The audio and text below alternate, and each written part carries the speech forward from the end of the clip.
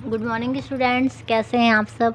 तो चलिए स्टार्ट करते हैं Hindi subject in class 4th, है ना। तो पिछले वीडियो में मैंने आप लोगों को बताया था पेज नंबर 39 का विशेषण और विशेष शब्दों को अलग अलग कीजिए। तो ये आपसे बन गया है ना।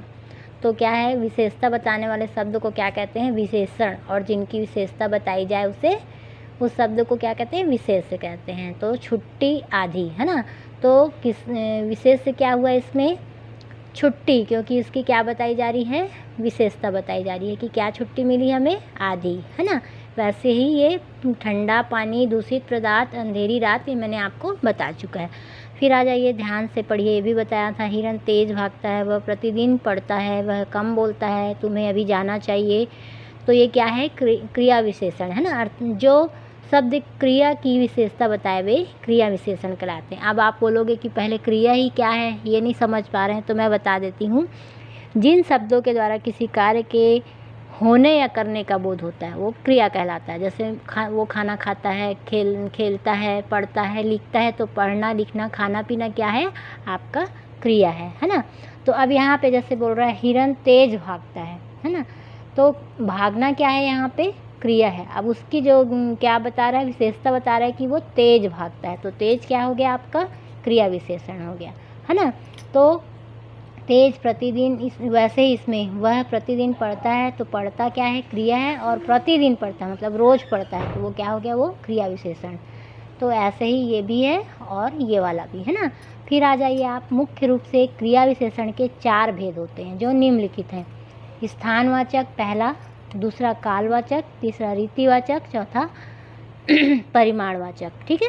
तो पहला है स्थानवाचक। इसकी परिभाषा देखते हैं ना। जिस क्रिया विशेषण से क्रिया के होने के स्थान का बोध हो, क्रिया में मतलब कार्य के होने के स्थान का बोध हो, उसे क्या कहते हैं हम, स्थानवाचक क्रिया विशेषण कहते हैं। किसी कार्य के होने का या करने का बोध होता है उसे क्रिया कहते हैं। तो यहाँ पे क्या बोल रहा है, जिस क्रिया विशेषण से क्रिया के होने के स्थान का बोध हो, क्या बोल रहे हैं, स्थान का बोध हो, है ना। तो क्या कहलाता है वो, स्थानवाचक क्रिया विशेषण। तो जैसे अंदर, बाहर, यहाँ, वहाँ आदि। बच्चा अंदर खेल रहा है, बच्चा बाहर खेल रहा है, तो ये क्या हो गया, आपका स्थान का बोध हो रहा है ना, कि वो कहाँ खेल रहा है। तो ये क्या हो गया, आपका स्थानवाचक। फिर आ जाइए दूसरा, जिस क्रिया विशेषण से क्रिया की समय संबंधी विशेषता का बोध होता है उसे कालवाचक क्रिया विशेषण कहते हैं। काल समय, है ना, काल में समय कहते हैं। जैसे कल, परसों, अब, तब, लगातार, फिर, बाद में आदि। तो वो कल आया था, या वो परसों आएगा, या लगातार बारिश हो रही है। तो क्रिया का बोध हो रहा है ना, समय का बोध हो रहा है कि कब हुआ था ये काम, है ना। तो ये क्या हो जाएगा, कालवाचक। फिर आ जाइए तीसरा, जिस क्रिया विशेषण से क्रिया की रीति या ढंग का बोध होता है, यानी किसी कार्य को करने का किस तरीके से वो कर रहा है, ढंग यानी तरीका, रीति, उसे हम क्या कहते हैं, रीतिवाचक क्रिया विशेषण कहते हैं। जैसे ऐसे, कैसे, वैसे, जैसे, सही, गलत, सच, झूठ, अचानक, ध्यानपूर्वक आदि। वो ध्यानपूर्वक पढ़ रहा था, कैसे पढ़ रहा था, किस तरीके से पढ़ रहा था, तो वो ध्यानपूर्वक पढ़ रहा था, है ना। वह बहुत झूठा है, वो मतलब उससे भी उसका ढंग पता चल रहा है कि वो कैसे काम करता है, झूठे तरीके से करता है ना। तो ये क्या हो जाएगा, आपका रीतिवाचक, है ना। वो वैसा ही काम करता है, वो ऐसा करता है, वो ऐसा करता है, बोलते हैं ना, वो सही नहीं है, वो गलत है।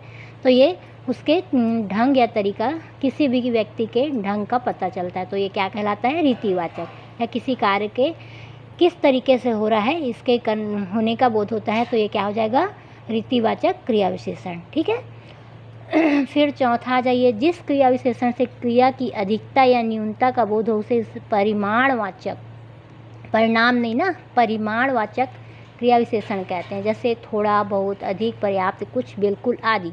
अधिकता किसी चीज़ के अधिक होने का, न्यूनता किसी चीज़ के कम होने का अगर जिससे बोध होता है वो क्या कहलाता है, परिमाणवाचक। वो उसके पास बहुत थोड़ा पैसा है, तो ये क्या हो जाएगा, आपका परिमाणवाचक। वो बहुत अधिक बोलता है, तो क्या हो जाएगा, ये परिमाणवाचक क्रिया विशेषण। ठीक है, एकदम इजी है, ध्यान से एक बार और पढ़ेंगे तो आपको समझ आ जाएगा, और नहीं आएगा तो आप पूछ सकते हैं। ठीक है। फिर आ जाइए, निम्नलिखित क्रिया विशेषण शब्दों के भेद लिखिए। अब आपको मैं बताई थी, नीचे ऊपर ये सब लिखा है ना, अंदर, बाहर, यहाँ, वहाँ, ये स्थान का बोध हो रहा है इसलिए ये स्थानवाचक है। फिर ऐसे, किसी भी कार्य के रीति ढंग का बोध हो रहा है इसलिए ये रीतिवाचक है। फिर तब, तो ये समय का बोध हो रहा है इसलिए ये क्या है, कालवाचक है ना, कालवाचक क्रिया विशेषण है। और ये परिमाण है क्योंकि इससे क्या पता चल रहा है हमें, अधिकता है, न्यूनता है, क्या है, अधिक हो रहा है, ज़्यादा हो रहा है, कैसा हो रहा है कार्य, तो ये क्या हो जाएगा आपका परिमाणवाचक। ठीक है, इजी है ना। फिर आ जाइए आप ग, निम्नलिखित शब्दों के विलोम शब्द लिखिए। ठीक है, तो विलोम शब्द में क्या होता है, विलोम मीन्स आप जानते हैं उल्टा शब्द है ना। तो सन्नाटा मीन्स क्या होता है आपका, शांत, तो उसका उल्टा क्या हो जाएगा, शोर, हल्ला। अच्छा तो जानते ही आप, उसका उल्टा हो जाएगा बुरा, है ना। ये तो बहुत दिन से आप लोग पढ़ते आ रहे हैं। Turn your page. बंद, तो क्या हो जाएगा उसका उल्टा, खुला। गर्मी, ठंडी। दूषित, शुद्ध। गंदा, साफ। अब आ जाइए घ, निम्नलिखित वाक्यांशों के लिए एक शब्द लिखिए। मतलब प्रतिदिन होने वाला, उसके लिए एक शब्द क्या हो सकता है, हम क्या बोल सकते हैं उसको एक शब्द में, दैनिक। जो प्रतिदिन होने वाला मतलब दैनिक। फिर दूसरा है दूसरों की भलाई करने वाला, तो परोपकारी। जो दूसरों की भलाई करता है उसको क्या बोलते हैं, परोपकारी, है ना। फिर तीसरा कठिनाई से मिलने वाला, कठिन या दुर्लभ, एक शब्द, या आप दुर्लभ लिखिए या कठिन, है ना। फिर है चौथा नगर में रहने वाला, तो उसका क्या हो जाएगा, नगरवासी। इतना हम वो नगर में रहने वाला है ऐसा नहीं बोलते, क्या बोलते हैं, नगरवासी है।